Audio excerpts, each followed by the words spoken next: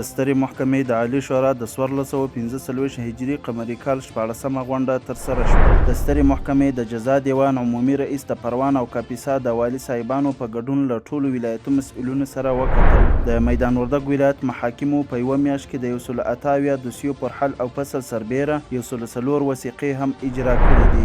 د سترې محکمې د عالي شورا فوق العاده غونډه وشوه. د قضایي تفتیش عمومي ریاست مفتشینو د پنجشیر له محاکمو او مرکزي زندان څخه لیدنه وکړه. د خوست ولایت محاکمو په یوه میاشت کې د 355 دوسیو پر حل او فصل سربیره 109 نوي وثیقې هم اجرا کړي دي.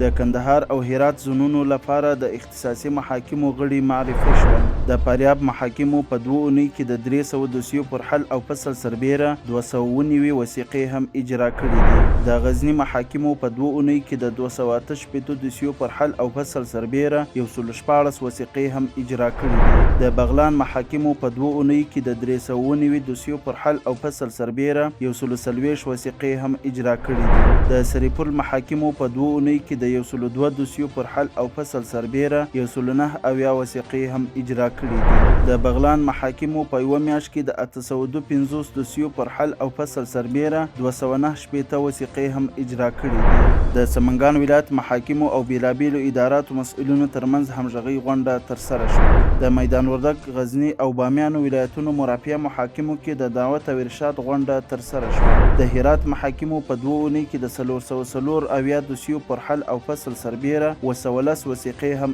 اجرا کړي دي. د تخار محاکمو په 2 اونۍ کې د 415 دوسیو پر حل او فصل سربیره 418 وثیقې هم اجرا کړي دي. د جوزجان محاکمو په 2 اونۍ کې د 148 دوسیو پر حل او فصل سربیره 153 وثیقې هم اجرا کړي. د لغمان محاکمو په 2 اونۍ کې د 82 دوسیو پر حل او فصل سربیره 148 وثیقې هم اجرا کړي.